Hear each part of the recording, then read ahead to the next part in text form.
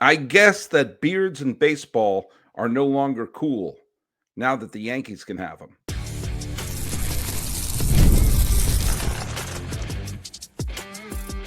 You are Locked On MLB, your daily MLB podcast, part of the Locked On Podcast Network, your team every day. Hello, baseball fans. Welcome to Locked On MLB, part of the Locked On Podcast Network, where it's your team every day. This is the daily podcast. We talk about all of Major League Baseball. I'm your host, Paul Francis Sullivan. Please call me Sully. Follow us at Locked On MLB Pods on Twitter or whatever they're calling it these days, and on the Instagrams. I am your pal Sully. I'm at Sully Baseball Podcast on Instagram. But the best way to get a hold of me, and we're going to be answering some stuff today, is to just post stuff on YouTube, that's where I read most of the comments, most of the people who seem to like me. Some of you don't like me. Most of you seem to be okay with me, unless you're based in Las Vegas. But that's what you should do. Today's episode is brought to you by our good friends over at FanDuel. Right now, new FanDuel customers can get $150 in bonus bets if your first $5 bet wins. Download the app or head to FanDuel.com to get started. Before we get going, we're going to be answering a bunch of questions and responses that you put in the YouTube comments. I'm just basically doing a little bit of spring cleaning of that. Justin Latta is going to be doing a later episode this week, and we're going to be talking a little bit about Cleveland's chance in 2025. They have as good a chance as anybody. It's a wide open American League, absolutely wide open American League. The Yankees could win the pennant. I think every team except Chicago has a shot. Some of them are long shots, but I think Cleveland definitely has a shot because, they were a 92-win team last year, and I don't know if I'm necessarily picking them to win the division, but they're certainly going to be involved in the race there. Also going to be talking a little bit about my free agent picks that I did at the beginning of the offseason, and I'm also going to talk a little bit about the end of ESPN and their relationship with Major League Baseball. ESPN is too important a partner in baseball history to ignore or, brush aside based upon the last few years. ESPN did so much for baseball exposure, for highlights, for watching games, for available games. It's hard to it's impossible to downplay what they've done, what ESPN meant to baseball, even if it ends. And that's going to be a topic later this week, because I want to give ESPN its credit, its props, and being a gigantic part of the spread of baseball, even though they're no longer relevant. So I gave a trivia question, and the trivia question was, who are the Yankee managers who have won Manager of the Year? And Manager of the Year was an award that was created in the 1980s. And who are the Yankee managers who have won Manager of the Year? Big John 08865 says, Buck Showalter, Joe Torre, and I want to say Aaron Boone. Oh, you can want to say Aaron Boone all you want, but he didn't win the award. You got two of them right. And Steve Colatrello, who's an Everyday Sully listener, says Buck Showalter in either 94 or 95 and Joe Torre in 96. Torre won in 96 and in 98 when they won all those games in 1998. One of the few times that it was the team that won the most games that you expected. It was hard to take that away from Torre. Showalter won it in 94. A very cruel year. Obviously, it was the strike year. The World Series was canceled. So many things could have been different. Obviously, the Montreal had arguably the best team in baseball at the time of the strike. It was the first time Cleveland had a contender for a long, long time. The Yankees were the best team in the American League at the time of the strike, but do not sleep on that White Sox team. That White Sox team was tremendous and would have certainly given the Yankees fits in the playoffs. If that Yankee team had won it all, first of all, you would have had Don Mattingly finally get his ring, but Showalter would have had a championship. And the chances of Showalter being fired after winning a title would have been really, really low. And the Joe Torre years would never have happened. I'm not saying, I'm just saying. But yes, that is the correct answer there. And by the way, I've said this before, I'll say it again. If you listen to us every single day and you make a comment, put the hashtag Everyday Sully in there. So that helps us figure out who is watching it. Hey, as you may have seen in the thumbnail, had a little bit of fun with that. Let's go through one of the comments that's going to lead in one of the things I want to talk about. Geraldo Morales, 683, says Yankees can have beards now. Yeah, that's one of the weird little pieces of news that have come up over the last day or so, that the Yankees have finally gotten rid of that long-standing facial hair policy. And this is going back to, there was a period of time when having facial hair was not in style in baseball, and really wasn't until the A's of the 1970s where they started growing mustaches, and Charlie Finley saw it as a promotional gimmick and sort of a way to differentiate the look of his team from other teams. That's why the 72 World Series was the hairs versus the squares, and the A's started growing these elaborate mustaches, and Raleigh Fingers had his, and Mike Epstein and Sal Bando and Joe Rivera, and even the manager Dick Williams, graduate of Pasadena High School, by the way, the school I currently teach at. And suddenly mustaches and even beards started springing up all around baseball, but the Yankees put a stop to that. Thurman Munson tried to grow a beard.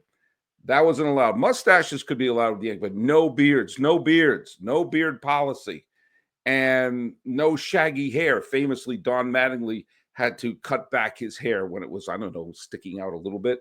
That was parodied in the great Simpsons episode, The Homer at the Bat. Was it Homer at the Bat or Homer at the Plate? You know the episode I'm talking about. But for now, we've seen teams just sort of embrace huge, giant, massive ZZ Top, House of David type of, Duck Dynasty beards. Obviously, Johnny Damon famously grew the big caveman beard for the 2004 Red Sox team. And then when he was signed after the 2005 season, signed with the Yankees, he had to shave it. And that kind of always became a thing. Like, if you had a beard or facial hair, it had to go. It had to go when you go to the Yankees. If you had big hair coming out, Oscar Gamble, when he played for the Cleveland Indians, had a massive afro. And then the Yankees had to make sure he toned it back a lot. And this year, Devin Williams, who was obviously was a very good relief pitcher for Milwaukee last year, he had a beard, and he didn't want to grow. He didn't want to cut the beard. And I think one of the things Hal Steinbrenner said, yeah, his dad George, was very, very conservative about things like keeping the Yankees looking professional and clean shaven and everything like that. And I think they have to keep the beards trimmed now. They've changed the policy. You can have a beard as long as it's groomed well. You can't do the Justin Turner situation where it's all coming out like that. You can't go like, Blackman for the Colorado Rockies, who looks like, Tom Hanks at the floating on the raft in Castaway. They can't go for that route. When the Johnny Gomes and Mike Napoli started all growing these wild beards, or Brian Wilson with a big beard going on when the Giants won the World Series in 2010. They can't pull that off, but they can have that nice trim, beard look that that could be distinguished there. And I mean, I'm fine with that. I mean, it's, welcome to the 21st century, as we're about a quarter of the way through with it. I'm not going to lie to you, though. I know this is going to sound weird. I actually kind of liked that the Yankees had a little different look to them. The Yankees don't do a lot of like alternate uniforms. They've never had the names on the back. You got the pinstripe suit, the gray away team, and unless it's things like 4th of July or Mother's Day when they do that sort of stuff, they don't have the wild alternate tops. They haven't changed their uniforms much since Lou Gehrig was on the team. Now, if you go back to when Babe Ruth was on the team, they actually did not have the interlocking NY on the home uniform. That didn't show up until after Ruth's time with the Yankees. It's been pretty consistent. The size of the NY has changed a little bit. The font on the New York has changed a little bit. Sometimes it's had an outline. It doesn't now. It's gone back and forth between that a little bit, but minimal. Never any of the names on the uniforms. And I know it sounds weird, but I kind of liked that. I kind of liked that the Yankees had a distinct look. But we'll see. I mean, like a nice trimmed beard, would, is all right. And if someone wants to have a beard, having the whole "you can't have this" is kind of silly. And because these are grown-ups, and we have seen that you can win with a big old beard. Now, I can understand Yankee fans don't want to look like, you know, Uncle Jesse from the Dukes of Hazzard, but moving on, the Yankees have embraced the 21st century by looking like a prospector from the 19th century. Well, we got a couple of things to talk about that have nothing to do with facial hair, but I was asked about that, and you know what? Felt compelled to respond. Hey, let's hear from our friends over at FanDuel. When the game tips off and the NBA action is just getting started, there's no better place to get in on the action than with FanDuel, America's #1 sportsbook. With FanDuel, you can place live bets throughout the game. So even if you miss the opening tip-off or want to bet on a big fourth quarter comeback, you can stay in on the action. And if you're looking for a bigger payout, you can even combine your live bets to a same-game parlay. I like using the FanDuel's live betting feature because it helps keep every moment of the game exciting. Whether I'm backing the Celtics on a late game rally or picking a player to hit a clutch three-pointer, I never feel like I missed my chance. Plus, the app is easy to use. When you win, you get paid instantly. Right now, new FanDuel customers can get $150 in bonus bets if your first $5 bet wins. Just visit FanDuel.com to join today. That's FanDuel.com for your shot at $150 in bonus bets. Make every moment more with FanDuel, an official sports betting partner of the NBA. All right, let's answer a couple of more responses. I talked a little bit about the Rafael Devers moving his position, where he's not going to initially. Chances are Bregman's going to play at second, Devers is going to play at third, but eventually, with all the terrific prospects coming up, Devers is going to have to move at one point. Dan Windsor 770 says changing positions not only for the team but also for the player. Paul Muller moved to third because of the risk of being taken on double plays, and he also made the point about Robin Yount protecting his body while in center. Yeah, I think it's going to eventually happen. As I said, the Bregman signing was pretty late in the game, and just around the time that players were reporting for spring training. Devers is the franchise player, the big, huge, you can understand. He's like, wait, this is my position. Why do I have to move? So I think it will eventually happen. I think eventually everyone will figure out, yeah, this is the best thing for the team. But these are major league players with major league egos. So, yeah, there's that.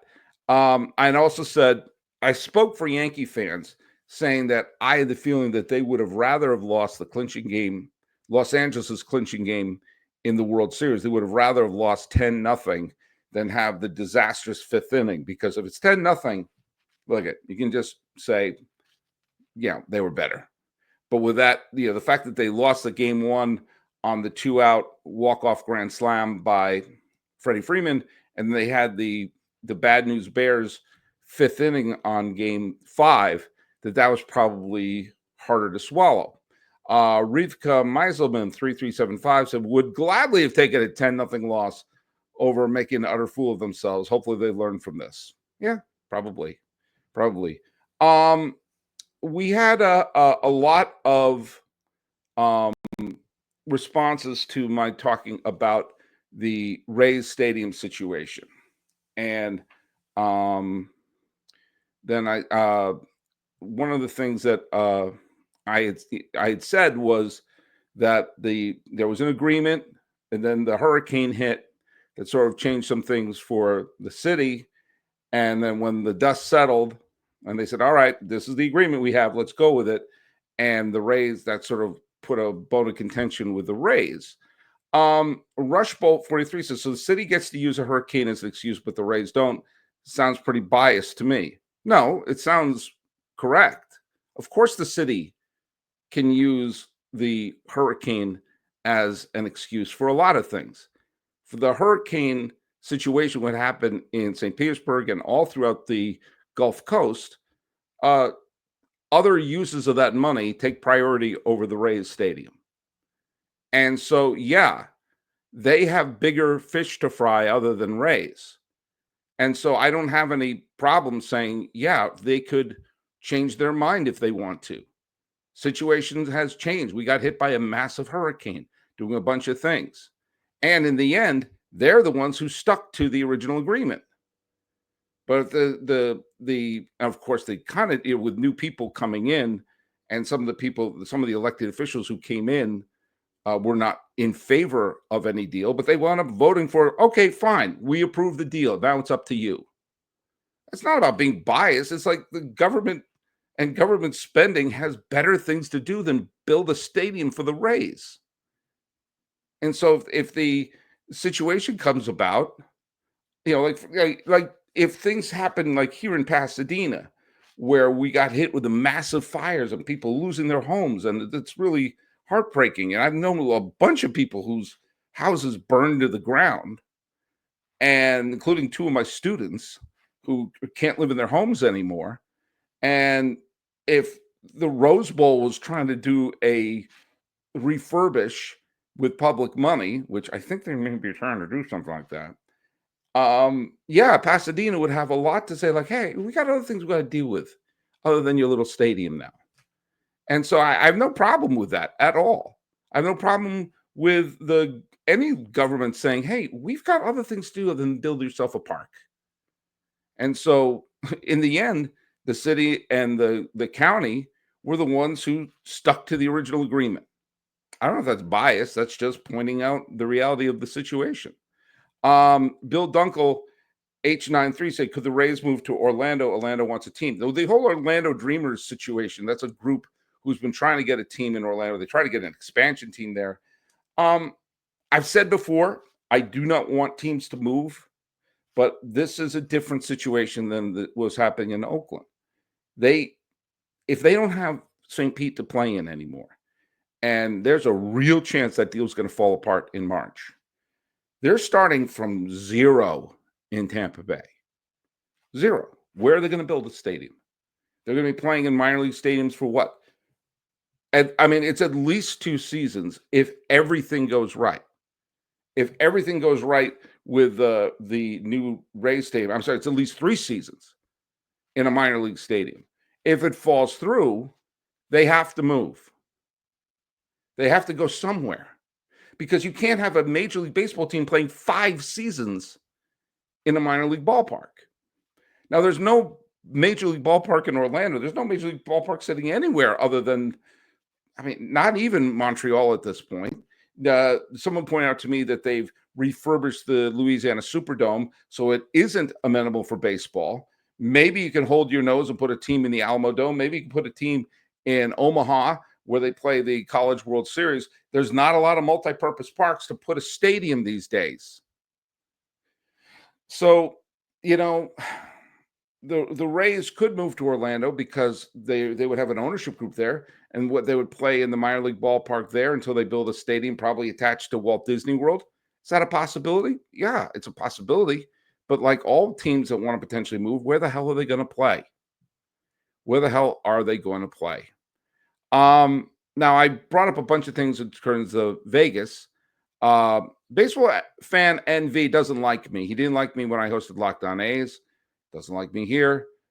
Said, so now Sully says Las Vegas is a bad MLB market. Last year he said Las Vegas would be great for an expansion team. No, I didn't. I said it would be better for an expansion team.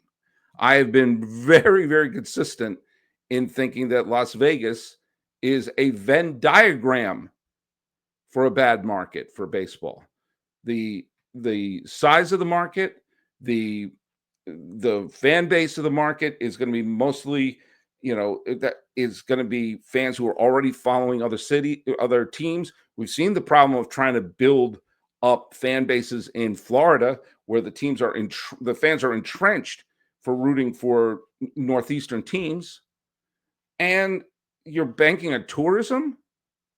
People coming in say, okay, I can see Celine Dion, I can see Penn and Teller, or I can see the A's play the Royals, which might actually be a decent game. But baseball is a local interest game, unlike football. And they're the third team in there. I think it would be better for an expansion team, but I still think it wouldn't reach my top 5 markets. And again, I'll believe the stadium when I see it. It does not mean that I'm rooting for them to fail. Booney and I had that argument the other day. If they wind up going to Las Vegas, and I still think it's only 50-50 that they do, I think it's more likely that they play in West Sacramento for a long time. And by the way, let's call them the Sacramento A's or the West Sacramento A's. Don't just call them the A's. They play in Sacramento. Yeah, I think that I think they're probably going to stay there. But if they wind up going there, I don't want to see the A's fail. I don't want any team to fail. It doesn't mean I don't want other teams to lose, but I don't want any team to fail. I want every team to have a strong attendance, to do well for their fan base. And if they're not putting a winning product on the field this year, at least fans have to have a sense of, hey, we've got a plan. It's not going to happen this year. You're not going to have 30 playoff teams. But if we're not winning this year, we got young players. We got something coming up. We have a plan. Gravity Fallout Pines, who follows me both on Locked On A's and Locked On MLB last year, says, obviously, I prefer Howard Terminal. That was one of the places where the A's were thinking about building a ballpark. But Vegas is better than 10 more years at the Coliseum. Yeah, the Coliseum, as much as I love Oakland, the Coliseum was not tenable either. But that's one of the reasons why I never was a fan of the Fishers. They let the Coliseum fall apart. They tore down the team, raised ticket prices, and then said, you see, the attendance is bad. Must be the fans' fault. You should be thankful that 7,000 fans showed up there anyway. But I do want to just say Black Mountain Rocker. What a great name. Black Mountain Rocker says, hey, Sully, I feel like I'm the only person in the country who's excited for Las Vegas A's baseball. And he kept going. He said, I live in Vegas, and I've missed having a home team since growing up near Atlanta in the 1990s. Oakland fans are pissed they're leaving, and Vegas fans are pissed because Las Vegas residents just complain about everything. I don't know a single person other than me who's looking forward to having the A's here, and I think that's sad. I'm only hoping that Fisher will start putting money in the multi-billion-dollar field once the move is made. He'd be a fool to do business after, as usual, coming here. Well, do you know what? Hey, look at Black Mountain Rocker. Again, phenomenal name. If the A's do wind up going there, I do hope they become a great success. That stadium excites me. I like the fact that they're not trying to build an old-fashioned stadium. They're trying to create something new and interesting, kind of like the Sphere, that maybe that will drive people to coming into the ballpark. If it works, I don't think I'm not going to go to a game in Vegas. And I would love to, eat my words. And for people like you and LV sports fan who hates my guts, if it winds up happening there, I do hope it's a phenomenal success and they stay there for generations and Las Vegas becomes a wild baseball town. That would be fun. That would absolutely be fun. And Black Mountain Rocker, I know you'll be there and having a great time.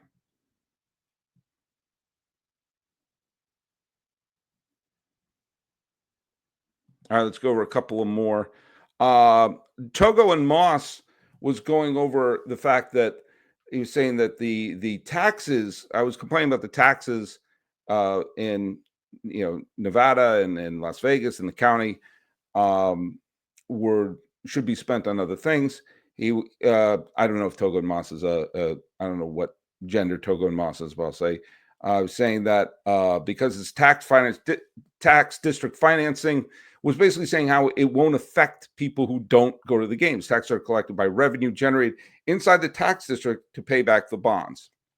So basically saying I shouldn't complain about the tax revenue collected at the stadium and because it's only people using the ballpark and revenue generated by the ballpark is where the tax revenue. It's not like it's coming out of your paycheck.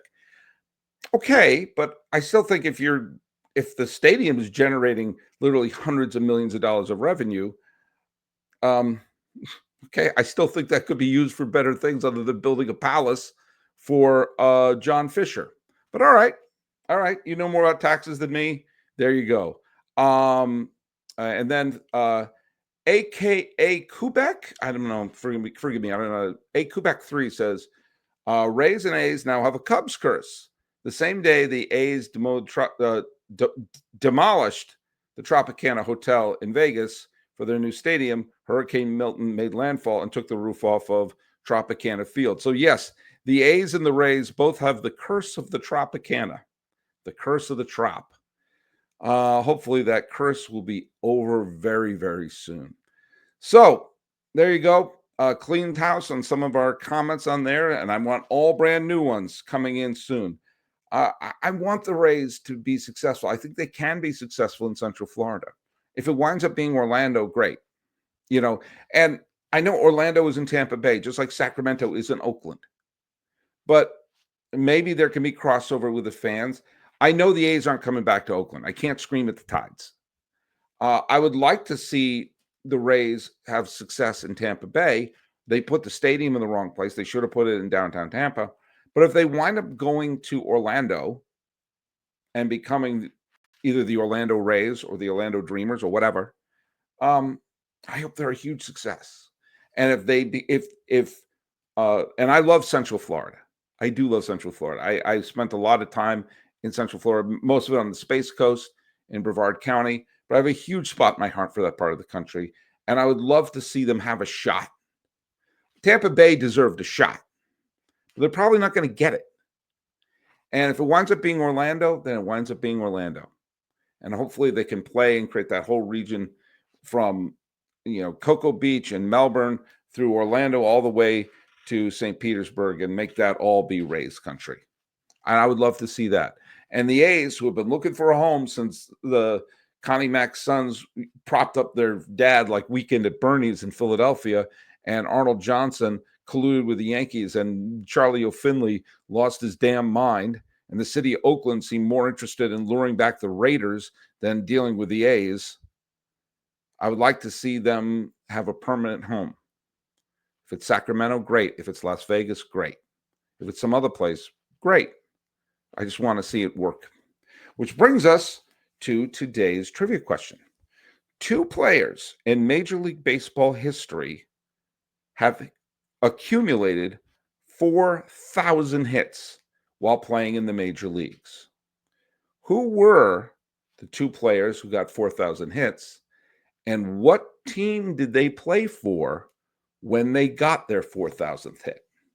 Who are the 2 members of the 4,000 hit club, and what uniform were they wearing when they got hit number 4,000? Put that right down here on YouTube, and follow us at Locked On MLB Pods on Twitter, or whatever they're calling it these days, and on Instagram.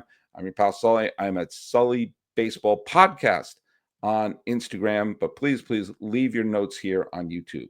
Talking about the curse of the Trop, beards for the Yankees, and all sorts of fun things. This has been Locked On MLB. I am your host, Paul Francis Sullivan. Please call me Sully.